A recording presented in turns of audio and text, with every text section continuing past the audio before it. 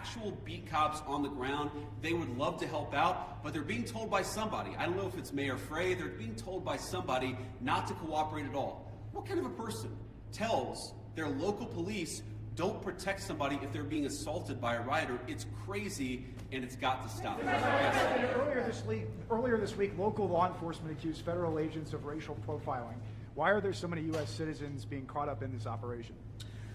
Well, I think your question assumes something that's not necessarily in evidence, which is that when there are American citizens who have been caught up in some of these enforcement operations, very often it is people who have assaulted a law enforcement officer. They're not being arrested because they violated the immigration laws. They're being arrested because they punched a federal law enforcement officer. That is a totally reasonable thing.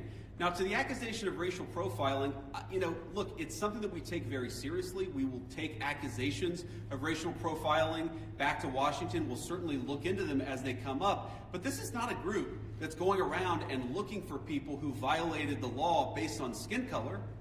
They're looking for people who violated the actual law, the law of our immigration system in this country. And so long as we had more cooperation, I think they could do these things in a much more targeted way. They would actually know where some of the bad guys are. I mean, again, you hear things that are hard to believe, but I've confirmed that they're true. Sex offenders who we're trying to get off the streets, who the local officials won't tell us their last known address. So then the local officials say, oh my God, these guys are doing widespread targeted enforcement operations, when in reality, we would love to just go to one house. The local officials won't tell us which one house to go to.